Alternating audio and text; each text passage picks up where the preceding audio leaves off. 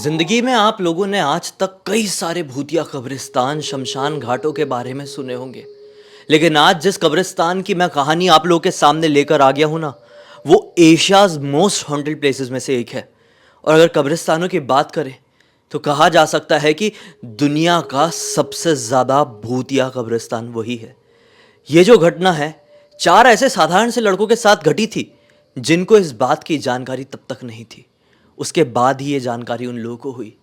तो चलिए चलते हैं आज से कुछ साल पहले नागपुर में और जानते हैं इस खौफनाक घटना की कहानी को, जो आपकी आज की रात खराब कर देने के लिए या फिर अच्छी कर देने के लिए बहुत बहुत ज़्यादा काफ़ी है।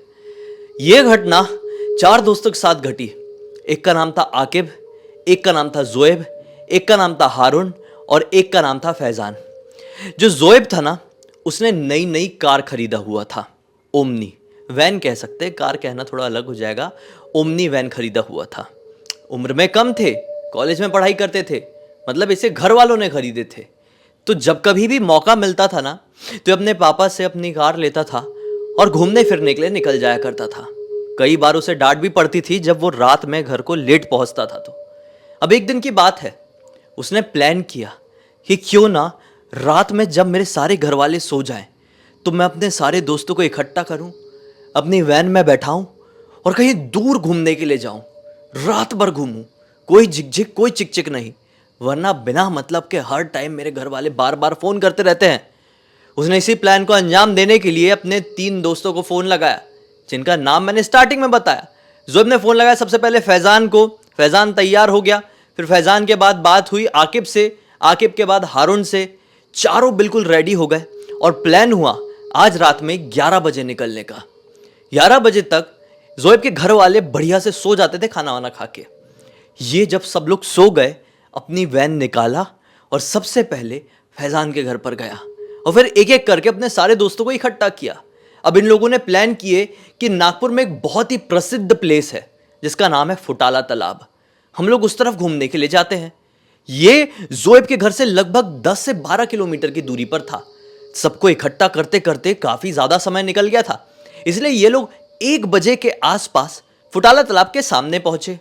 ये वहां पर उतरे, थोड़ा अपना चाय सुट्टा वगैरह मारे, टाइम पास किए, बोले कि चलो अब कहीं और चलते हैं। ऐसा बोल के जैसे ही अपनी वैन में बैठे हैं और जोएब ने चाबी घुमाया ही है कि वैन तो ऑन ही नहीं हुई, स्टार्ट ही नहीं हुई। तीनों को टेंशन आ गई, साथ में जोएब को भी, कि वैन स्टार्ट क्यों नहीं हो रही है। बहुत कोशिश किए, बहुत कोशिश किए, बिल्कुल भी स्टार्ट नहीं हुई। यहीं पर और 15-20 मिनट निकल गए और अब बज चुके थे रात के लगभग 1:30-1:45। इन लोगों का दिमाग खराब हो गया।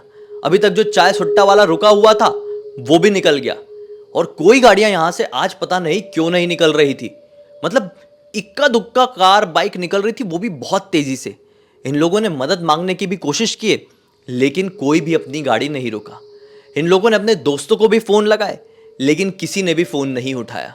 साथ ही साथ एक मैकेनिक का भी नंबर था, उसका मोबाइल तो स्विच ऑफ बता रहा था। आसपास जितने भी गैरेजेस, दुकानें, जो कुछ भी थी, सब बंद हो चुकी थी। सारी चीज़ें ख़त्म। घर पे फ़ोन नहीं कर सकते क्योंकि जोएब चोरी से अपनी वैन लेकर घर से निकला था। अगर उससे घर वालों को पता चलता कि वो वैन लेकर ऐसा घूमने के लिए निकला हुआ अपने दोस्तों के साथ, वो भी रात के 2 बजे के आसपास, तो उसे बहुत डांट पड़ती और अगले बार से उसे बिल्कुल भी गाड़ी नहीं मिलती, चाहे फिर कितना भी ज़रूरी काम क्यों ना होता। इसलिए वो चाहकर भी अपने घर पर फ़ोन नहीं लगा सकता था और सुबह होने से पहले किसी भी कंडीशन में जोएब को अपने घर पर पहुंचना ही था। साथ ही साथ फैज़ान को भी, क्योंकि फैज़ान ने भी अपने घर पर कुछ नहीं बताया था, वो भी भाग के आया था। तो इन लोगों ने प्लान किए कि अब एक ही तरीका है, अपन अपनी गाड़ी को धक्का मारते हुए लेकर जाते हैं। अब 2 रास्ते थे।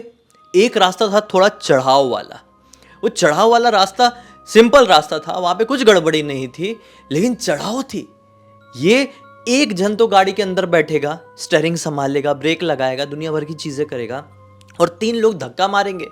वैन को एक चढ़ाव में धक्का मारना कितना ज्यादा मुश्किल हो सकता है, मुझे बताने की जरूरत नहीं है, आप खुद समझ जाएंगे। दूसरा रास्ता था एक ढलान वाला, लेकिन इस ढलान वाले रास्ते में थोड़ी सी एक गड़बड़ी थी। इस ढलान वाले रास्ते में थोड़ी आगे जाकर मिलता एक कब्रिस्तान, पारसी कब्रिस्तान, जो कि नागपुर में बहुत ज़्यादा प्रसिद्ध है।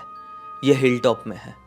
ये लोग वहाँ पर मारते हुए, धक्का मारते हुए निकल पड़े। यही डिसाइड किए कि पारसी कब्रिस्तान की तरफ से जाएंगे। अब जब फुटाला तालाब वाले इलाके से ये लोग निकल गए तो यहाँ पे ना फैज़ान को डर लगने लगा। फैज़ान ने बोला कि यार अभी तक तो माहौल ठीक समझ में आ रहा था, लेकिन अब कुछ गड़बड़ी सी लग रही है। एक काम करे क्या, गाड़ी में ही बैठ जाते हैं, क्या फ़र्क पड़ेगा यार, हो सकता है थोड़ी देर बाद किसी की मदद आ जाए, कोई हमको कॉल बैक कर ले। नहीं जाते हैं, थोड़ी डांट ही पड़ेगी। लेकिन क्या था, ज़ोएब जो स्टीयरिंग में बैठा हुआ था, उससे जब बार बार जाकर पूछते तो ज़ोएब यही बोलता कि मेरी जान ले लेंगे मेरे घर पर। मैंने बिल्कुल भी नहीं बताया हूँ, जाना तो पड़ेगा ही, किसी भी कंडीशन में जाना पड़ेगा, इसलिए धक्का मारते मारते जहाँ तक जा सके वहाँ तक जाएंगे। और खासकर जब तक हमें कोई मैकेनिक वगैरह या फिर कोई मदद नहीं मिल जाती, हम रुकेंगे तो बिल्कुल भी नहीं, किसी भी कंडीशन में नहीं। बस पीछे से 3 लोग धक्का मार रहे हैं, हारून, फैज़ान और आकिब, और ज़ोएब आगे बैठा हुआ है। धक्का मारते मारते मारते मारते 3 बजे के आसपास ये लोग पारसी कब्रिस्तान के सामने पहुंच गए। पारसी कब्रिस्तान के अपोजिट साइड में एक दूसरा कब्रिस्तान था। ये माहौल जो यहाँ का बना हुआ था वो बहुत ही ज़्यादा स्कैरी वाइब दे रहा था। चारों मासूम से लड़के थे, दुनिया इस प्रकार की नहीं देखे थे, अपनी अच्छे से लाइफ जीते थे, मौज मस्ती करते थे, लेकिन आज जो इनकी लाइफ में कुछ फंस गया था, ये बड़ा ही अजीबो गरीब था। अब ये लोग कब्रिस्तान के सामने जाकर गाड़ी में महसूस किए कि पता नहीं क्या भार बढ़ गया यार, बहुत ताकत लगा रहे हैं, बहुत जान निकल गई, लेकिन गाड़ी धीरे धीरे, एकदम धीरे धीरे आगे बढ़ रही है। इरिटेट होकर ये अपना फैज़ान बोलता है कि क्या ज़ोएब, कैसी गाड़ी खरीदा है? ज़ोएब ने बोला हाँ पता है, थोड़ी सी खटारा थी, सस्ती मिल गई थी यार, ले लिए थे, अभी मैं कल फाइनली इसकी सर्विसिंग करा लूँगा, अभी बस कैसे भी करके इस इलाके से निकल जाते हैं, मुझे भी ठीक नहीं लग रहा है। फिर इन लोगों ने धक्का मारना शुरू किए। भाई इस बार धक्का मारे और गाड़ी 1 फीट भी आगे नहीं बढ़ी होगी कि पता नहीं कहाँ से 20-25 कुत्तों का झुंड लगातार भौंकते हुए इनकी तरफ बढ़ा। बहुत ही गुस्से में थे वो कुत्ते, और कुछ इस प्रकार के लग रहे थे कि बस इनको छोड़ेंगे ही नहीं। और ये तीनों कुत्तों से बहुत डरते थे। एक तो कार के अंदर बैठा हुआ था, घबराकर छोड़े धक्का वक्का मारना और फटाक से पीछे सीट में जाकर बैठ गए। कांच वाँच सब, दरवाजा एकदम लॉक कर दिए। अब गुस्से में फिर से ज़ोएब को बोलते हैं कि यार तेरे को समझ में नहीं आ रहा था, अपन को रुक जाना चाहिए था, ये वो। खैर इन लोगों की ये बातचीत चल रही है कि इतने में ही आकिब की नज़र पड़ती है कार के बाहर तरफ। कार के सामने अंधेरे रास्ते की तरफ से एक आदमी आकर खड़ा हुआ। उम्र रही होगी यही कोई 60-65 साल की। इसने कैजुअल से कपड़े पहना हुआ था और इन्हें बड़े ध्यान से देख रहा था। जैसे ही वो आदमी आया ना, तो ये चारों ने क्या नोटिस करे कि जितने भी कुत्ते लगातार इनकी वैन के भी ऊपर अभी भौंक रहे थे, वो अचानक से भाग खड़े हुए, जैसे कि पता नहीं कुत्तों ने क्या देख लिया हो, कौन से डर से सामना कर लिया हो। कुत्ते सारे भाग गए। अब वो आदमी इनके पास आया, वैन के कांच में नॉक किया, वैन नीचे किया ज़ोएब ने। आदमी बोलता है अरे बच्चों तुम डरे तो नहीं ना, ये कुत्ते कई बार नए लोगों को देख के ऐसी हरकत कर देते हैं, क्या हुआ, गाड़ी खराब हो गई है क्या? चिंता मत करो, यहाँ पर मेरा बेटा मैकेनिक है, आगे तुम्हें कोई भी ऐसी दुकान नहीं मिलने वाली, पूरा सुनसान इलाका है, अंधेरा है, थोड़ी आगे जाके तो स्ट्रीट लाइट भी नहीं मिलेगी, बड़ी मुश्किल हो जाएगी। बेहतर है मेरे साथ मेरे घर पर चलो, मेरा लड़का अपने घर पर टूल किट रखता है, वो तुम्हारी गाड़ी पक्का ठीक कर देगा, फिर तुम आराम से अपने घर जा पाओगे। फैज़ान बोला अच्छा आइडिया है, लेकिन ज़ोएब बोलता है कि नहीं यार मुझे कुछ ठीक नहीं लग रहा है, हमें नहीं जाना चाहिए। फिर से फैज़ान ने बोला अरे तेरी बात सुन सुनकर तो अपने हालत ख़राब कर ली है, अब जब यहाँ पर आ गए हैं तो चल लेते अंकल जी इतना बोल रहे हैं तो। बस फिर क्या था, तीनों लड़के फिर से उतरे। ज़ोएब अभी भी ड्राइवर सीट में बैठा हुआ है, स्टीयरिंग संभाल रहा है, और धक्का मारते मारते ये लोग अंकल के पीछे पीछे जाने लगे। दोनों कब्रिस्तान थोड़ी पीछे छूट गए। फिर अंकल एक कच्चे रास्ते में राइट की तरफ मुड़ लिए। ये लोग भी अपनी गाड़ी घुमा के वो कच्चे रास्ते की तरफ जाने लगे। धक्का मारते मारते मारते मारते लगभग 300-400 मीटर बीत गए। फिर अंकल अचानक से एक गेट के सामने जाकर रुके। अब ज़ोएब जो कि ड्राइवर सीट में था, सामने सब कुछ देख पा रहा था। वो रियलाइज करता है कि ये गेट तो किसी घर का गेट नहीं दिख रहा है और इस जगह को मैंने पहले कभी नहीं देखा हो। अंकल हम ये कहाँ पर आ गए हैं? ऐसा बोल के उसने अपना मुंह ड्राइवर विंडो से बाहर निकाला। ये पीछे धक्का मारने वाले भी रुक गए। अंकल के पास जाकर बोलते अंकल यहाँ पर आपका घर है? यह माहौल देखकर हारून और भी ज्यादा घबरा गया, क्योंकि हारून ने नोटिस कर लिया था अंदर किसी भी प्रकार का कोई भी घर नहीं दिखाई दे रहा है, अंदर है कब्रिस्तान। हारून बोलता है, अंकल आप कब्रिस्तान में कैसे रह सकते हैं? अंकल बोलते हैं, क्यों नहीं रह सकता भाई, मैं यहाँ का केयर टेकर हूँ, मैं अपने परिवार के साथ यहीं पर रहता हूँ, मेरी बीवी, मेरा लड़का, हम तीनों यहीं पर रहते हैं, तुम चिंता मत करो, मैं गेट खोलता हूँ, गाड़ी को अंदर लेकर आओ। अंकल ने कब्रिस्तान का गेट खोल दिए। ये पहली बार था जब ये लोग किसी कब्रिस्तान के अंदर जा रहे थे। धक्का मारते मारते ये लोग एक छोटे से घर के सामने पहुंचे। चारों तरफ का माहौल और भी ज्यादा डरावना था। अभी तक तो ये जो मेन रोड में चल रहे थे, ये कब्रिस्तान के सामने वाली रोड थी, लेकिन अब ये लोग कब्रिस्तान के अंदर अपनी गाड़ी को धक्का मारते हुए और अंदर जाते जा रहे थे। अंकल बोले कि अब तुम लोग यहीं रुको, मैं लड़के को बुलाकर लेकर आता हूं। अंकल घर की तरफ गए, आवाज लगाए हैं। लड़के का नाम मैं नहीं बोलूंगा। नाम क्यों नहीं लूंगा? क्योंकि यह आपको आगे समझ में आ जाएगा। खैर, अंकल की आवाज लगाने पर लड़का बाहर आ गया। लड़के के चेहरे की रंगत पूरी तरह से उड़ी हुई थी। अंकल एक तरफ अपने चेहरे में लगातार मुस्कान लिए हुए थे, लड़का बिल्कुल मुंह सड़ाया हुआ था। इन लोगों ने बोले, छोड़ो यार, अपने को क्या मतलब, लड़का गाड़ी सुधार दे यही अच्छा है। लड़के ने बोला कि उतर जाओ और वहां पर जाकर बैठो, थोड़ा टाइम लगेगा। बस ये लोग सारे के सारे एक कुएं के पास जाकर बैठ गए। अब लड़का अंदर गया, टूल किट लेकर आया, टूल किट वगैरह से अपनी गाड़ी वाड़ी बनाना शुरू किया है। लड़के ना, वो जो कुआं था उसके पास ना एक टूटी सी बेंच लगी हुई थी, बेंच में बढ़िया से बैठे हुए हैं। अंकल जी भी एग्जैक्टली उनके बाजू में कुएं से टिक कर ही खड़े हैं। अब ये नजारा देख के इनके मन में थोड़ी शांति आई कि नहीं यार, इतनी देर से जो हम गड़बड़ समझ रहे थे, अब सब कुछ ठीक है, कोई प्रॉब्लम नहीं है। बिना मतलब के ऐसे किसी को भी जज नहीं करना चाहिए। हो सकता है यार केयर टेकर लोग होंगे, इसमें कुछ गलत थोड़ी है। ये थोड़ा रिलैक्स हुए ही है कि हारून ने सुट्टे का पैकेट अपने जेब से निकाला, एक सुट्टा निकाला है और फिर सोचा कि अंकल को ऑफर करके देखता हूँ। अंकल की तरफ बढ़ाया, अंकल आप पिएंगे क्या? अंकल ने ले लिए। फिर क्या था, इसने अपने मुंह पे एक लगाया है, फिर लाइटर जलाया, अपनी जलाया। अंकल की तरफ जैसे ही वो लाइटर जला के सिगरेट जलाने के लिए उनके मुंह के पास ले गया है कि अचानक से अंकल ने उसका हाथ पकड़ लिया। हाथ पकड़ के उसका जोर से खींचने लगे। ये छुड़ाने की कोशिश कर रहे हैं, अंकल हाथ छोड़िए, हाथ छोड़िए, अंकल आप क्या कर रहे हैं? इतने में ये तीनों लड़कों ने नोटिस किए और अंकल की तरफ ध्यान से देखने लगे। अंकल क्या हो गया? जैसे ये तीनों लड़कों ने ये बात बोले हैं, अंकल ने इसका हाथ छोड़ दिए। बोले नहीं नहीं, जलाओ मत, ठीक है। फिर अंकल ने वो सिगरेट को साइड में रख दिए। इन लोगों को लगा, अरे बड़ा अजीब अंकल है यार, सिगरेट पहले लिया, फिर जलाने के लिए दिया, तो हाथ ऐसा खींचने लगा, फिर साइड में रख दिया। छोड़ो, अपने को क्या है, अपन लोग शेयर करते हैं। ये लोग शेयर करने लगे। फिर 5 मिनट हुआ है। आकिब को पता नहीं क्यों पीछे जो कुआं था उसमें झांक कर देखने का मन किया। आकिब थोड़ा सा उठा और जो पीछे कुआं था उसमें झांक कर देखा, तो क्या पाया, कुएं के अंदर 3 सफेद चादर, प्लेन चादर, हाँ, ऐसी तैर रही है। तो इसको बहुत अजीब लगा। बोला, अंकल ये कुएं में ऐसी चादर क्यों पड़ी हुई है? अंकल ने उसकी बात को पूरी तरह से इग्नोर कर दिए और अपने लड़के को एक अलग लैंग्वेज में कुछ कुछ बोलने लगे। इन लोगों ने सोचे कि हो सकता है अंकल कहीं और के होंगे और अपने लड़के से अपनी लैंग्वेज में कुछ बात कर रहे होंगे। खैर, अंकल अब वापस आए। वापस आकर फिर से सिगरेट उठा लिए। सिगरेट उठाकर बोले कि बेटा जलाओगे नहीं? अब जैसे ही वापस से हारून ने सिगरेट जलाने के लिए लाइटर आगे बढ़ाया है कि आग को देखकर फिर से अंकल ने इसका हाथ पकड़ लिए और अब हाथ छोड़ नहीं रहे हैं बिल्कुल भी, बहुत टाइट पकड़े हुए हैं और धीरे धीरे धीरे धीरे करके पीछे हटने लगे। हारून बोल रहा है, अंकल आप किधर खींच रहे हैं, पीछे कुआं है, गिर जाएंगे आप। अंकल और पीछे हटने लगे। तीनों लड़के भी घबरा गए, अपनी अपनी बेंच से खड़े हो गए। ये कुछ कर पाते, कुछ बोल पाते कि इससे पहले ही अंकल कुएं में लटक पड़े, नीचे कुएं में लटक पड़े। हारून अपने आप को बचाने के लिए कुएं की बाउंड्री वॉल से एक हाथ पकड़ लिया है और एक हाथ तो अंकल नीचे उसका पकड़ के लटके हुए हैं।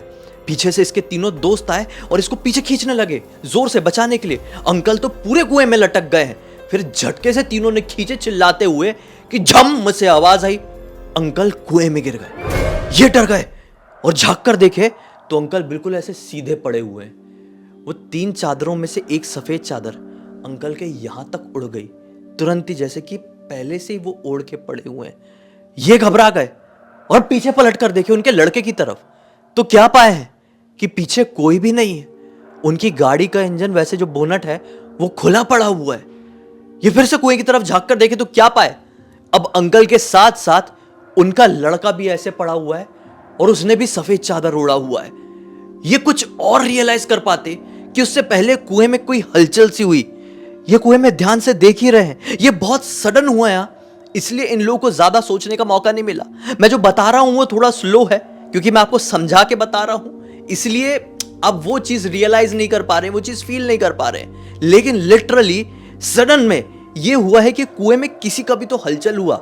ये ध्यान से देखे ही है कि एक औरत कुएं के अंदर से ऊपर की तरफ आई और जो एक अकेला सफेद चादर बचा हुआ था उसमें आके लिपट गई, वो भी ऐसी पड़ी है। जैसे इस औरत को ये चारों ने बड़ी ध्यान से देखे, ये चारों ने नोटिस किए कि ये तीनों अचानक से कुएं के पानी के अंदर कैसे। अभी तक खाली चादरें पड़ी हुई थी और अब 3 लोगों से लिपटी हुई हैं। हमारे सामने तो सिर्फ अंकल जी गिरे, ये औरत और इनका लड़का डायरेक्टली यहां पर कैसे आ गया। ये सारी चीजें रियलाइज हुई है और चिल्ला के ऐसे भागे हैं ना ये चारों लड़के कि मैं क्या एक्सप्लेन करूं आपको। कब्रिस्तान के अंदर ही तरफ भागे, कुछ समझ में नहीं आता ऐसे सिचुएशन में। कुएं से दूर भागना था इन लोगों को, भागे बहुत चिल्ला चिल्ला के और कब्रिस्तान के बिल्कुल एंड वाले पॉइंट में जाकर मिले। अब क्या बोलते हैं कि भाई क्या करें, यहां से निकलना बहुत जरूरी है और अपन को दूसरा रास्ता कुछ समझ में नहीं आ रहा है निकलने का। ऐसा बोल के ये लोग वापस से अब कार की तरफ बढ़ने लगे।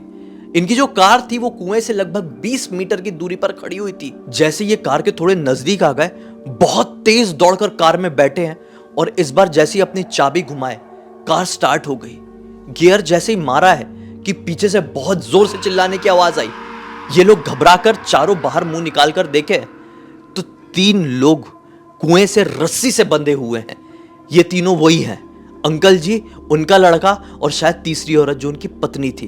और वो चिल्ला चिल्लाए क्या बोल रहे हैं, बच्चों हम बुरे नहीं हैं, जैसा तुम हमें सोच रहे हो हम वैसे बिल्कुल भी नहीं है। हमने तुम्हारी मदद की है ना, अब तुम भी हमारी मदद कर दो बच्चों, इसको छुड़ा दो, एक बार हमको रस्सी से छुड़ा दो बच्चों, तुम्हारी बहुत भलाई होगी बच्चों। ऐसे मत जाओ, ऐसे मत जाओ, सब भाग जाते हैं, तुम मत जाओ, हमने तुम्हारी मदद की है। अचानक से पीछे से आकिब ने चिल्लाया, जोएब निकाल तू यहां से, जो भी गेट वेट है सब तोड़ते हुए निकाल। इसने एक्सीलेटर दबाया, जू जू जू करके धुम से बाहर, सीधे बाहर, और इतनी तेज से बाहर निकाल कर लेकर गए हैं। ये सुनसान रास्ता खत्म हुआ तब इनकी चुप्पी खत्म हुई, पूरे रास्ते में चुप बैठे हुए थे। क्या हो गया हमारे साथ, क्योंकि किसी को भी कुछ भी समझ में नहीं आया। फिर रियलाइज किए कि साला वो जो अंकल अपन को मिला था वो एक भूत ही था। हाँ, फिर उनका लड़का भी भूत था। वो जो औरत थी वो तो पहले से ही मरी हुई थी। शायद अंकल कब्रिस्तान के अंदर अपन को इसलिए लेकर गया था कि हम उसको कुछ छुड़ा सके, उसकी मदद कर सके। लेकिन अच्छा है अपन निकल कर आ गए। ऐसी चीज़ों की ना ही दोस्ती अच्छी ना ही दुश्मनी। आज के बाद ज़िंदगी में रात में कभी ऐसे घूमने फिरने को नहीं जाएंगे। ये लोग फाइनली अपने घर पर पहुंचे हैं। फिर अगले दिन बड़ा टेंशन में घूम रहा था आकिब, एक जगह से दूसरी जगह। तो आकिब के पापा ने उससे पूछ लिए कि बेटा क्या बात हो गई, तो एकदम मुंह उतार के क्या टेंशन में क्या घूम रहा है। अब आकिब अपने पापा के थोड़े क्लोज पूरी बात बताया पापा को, ऐसा ऐसा हुआ है। तो पापा ने बोले पागल हो गया है क्या, जिस जगह की तू बात कर रहा है वो एशिया की सबसे ज्यादा भूतिया जगह है। बोला नहीं ये नहीं हो सकता। बोले तू पूछ ले अपने कोई भी दोस्तों से जिनके साथ घूमता है। तो इसने अपने दूसरे दोस्तों से पता किया, तो दोस्तों ने बताया क्या बात कर रहा है भाई, नागपुर में ही पैदा हुआ है, यहीं पे बड़ा हुआ, तुझे उस कब्रिस्तान के बारे में नहीं पता, दुनिया का सबसे ज्यादा भूतिया कब्रिस्तान है वो। बस फिर क्या था, कसम खा ली कि उस रास्ते के सामने से कभी नहीं गुजरेंगे, कभी भी रात के समय तो ऐसे अय्याशी करने के लिए तो और नहीं जाएंगे। इस पूरी घटना की जानकारी मुझे किसी और ने नहीं बल्कि आकिब ने खुद इंस्टाग्राम पर लिख कर दिया। मैंने सोचा कि आप लोगों को बताऊं जिससे आप लोगों को सीख मिले कि रात बेरात भले मदद करने के लिए भी कोई मिले ना तो उसके ऊपर इतनी इजीली ट्रस्ट मत करना। क्या पता सामने मदद करने वाला कोई इंसान ही आया हुआ है या फिर कोई इंसान के रूप में खतरनाक शैतान। उम्मीद करता हूं आज का वीडियो आपको अच्छा लगा होगा। कमेंट सेक्शन में 10 में से इस वीडियो को रेट जरूर करना, जितने भी नंबर लगे दे देना, मुझे बहुत अच्छा लगेगा पढ़कर। अब तक देख लिए तो लाइक जरूर कर देना, चैनल को सब्सक्राइब करके बेल आइकन दबा के ऑल के ऑप्शन में क्लिक करना, क्योंकि इसी तरह के हैरान कर देने वाले खौफनाक वीडियोस डेली आप लोग के सामने लेके आता रहता हूँ। इंस्टाग्राम की लिंक इस वीडियो के डिस्क्रिप्शन बॉक्स में मिल जाएगी, क्लिक करके डायरेक्टली वहां पर पहुंच जाना। और इसी तरह की कोई भी कहानी, टॉपिक या जानकारी आप लोग के पास भी है तो लिख भेजना ना भाई, कौन रोक रहा है। हो सकता है मेरा अगला वीडियो कल आपके हिसाब से ही बन रहा हो। तो चलिए कल फिर से मिलता हूं, तब तक के लिए बहुत बहुत धन्यवाद। आपका दिन शुभ हो।